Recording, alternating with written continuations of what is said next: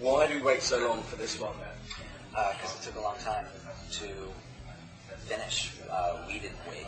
We had to make you wait. I apologize. But we finished touring on Sing the Sorrow and immediately started writing December Underground, which took about a year to write and a year to record. And so as soon as we felt that it was completed, we released it. So, I mean, you did a lot of touring, is that right?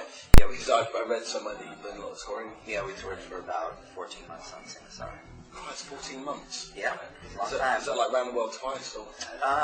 Yeah, approximately. Okay. Yeah. Should I be addressing you or you? Just you can chat to me. That's okay. Yeah, sorry for the camera. Okay. Tell us, what was it that you hoped to achieve from this album? Was there anything specific? Nothing specific other than we wanted to make a record we were proud of. We wanted to advance artistically and move forward. We were really happy with Sing the Sorrow. We wanted to do something different, something more grand. Something more grand? Yeah, we definitely wanted to do that. Kind of describe grand. Is that musically grand or sort of thematically grand? Or? There you go. You got it. Musically, thematically, aesthetically, we wanted it to have a big feel without losing moments of intimacy, which I think we've achieved.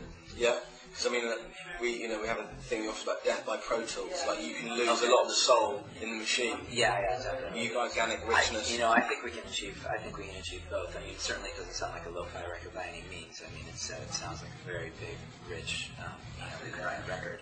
But I don't think it lost any of the intimacy, any of the true feel of the songs.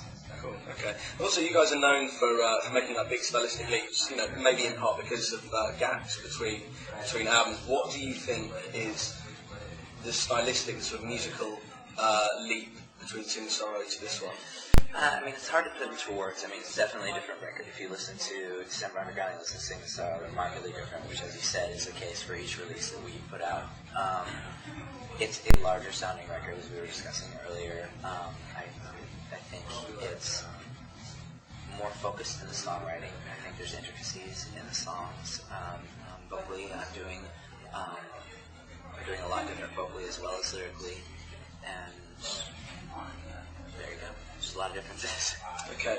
And were any of those sort of conscious, and how much was accidental? Like, oh, that's quite good. I mean, it's mostly like that. It's mostly what you described. It's not quite accidental, but when we write and when we record, we gravitate towards works that are different for us and that are fresh and new, and those are inspiring to us. So that is what drives us to create records that sound different from one another, because when we write something or come up with something that seems too reminiscent of something we've done in the past, it's not exciting for us. It's like, this is okay. It's kind of like, this seems like it could be on Art of Drowning.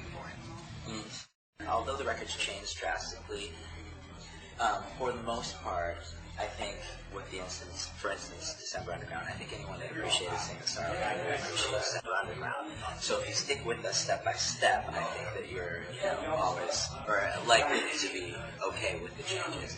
I mean, if you look at December Underground and you haven't listened to it since 1994, then no, you're not going to like it. Well, I mean, that's my personal argument. If you've grown since 1994 as well, then maybe you will. But it's because the changes are gradual and appropriate, if you will. I mean, there's certainly bands that we get into and we change as people as time goes on.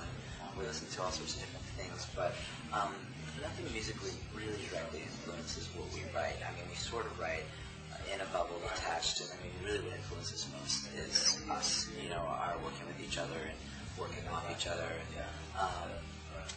a lot of bands have that direct influence where they say, we all we listened to was Bowie, or all we listened to was Beatles' White Album before we wrote this. And it was a direct inspiration, but it just doesn't work that way for us. I can see how it would for other people, but that's just not who we are. Okay. So, does technology kind of influence a lot? Because, when you're in the studio, and if you've got the luxury of spending a lot of time in that, then you're like, oh, I like this sort of twitty noise and this, and you can see that a lot in Muse's stuff, new stuff. I mean, definitely, as music advances and technology advances and instruments advance, that will affect music in general. If you're willing to work with those new tools, Jade's an amazing programmer. He's been programming for at least 6 years now, and so that has an influence in that respect. That it broadens our palette. At that time, we're talking about the luxury of being in the studio, broadens our palette. simply, if only to allow us time to do what we want to do. And after as many albums as you guys, it's 7th album, This is our second, yeah. How come you kind of haven't exhausted whatever it is that inspires you?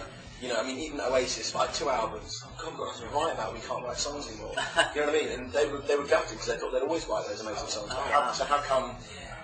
I think there's been a lot of things along the way that have attributed to that. I mean, we've had band member changes that, contribute to the sound hugely. I mean, I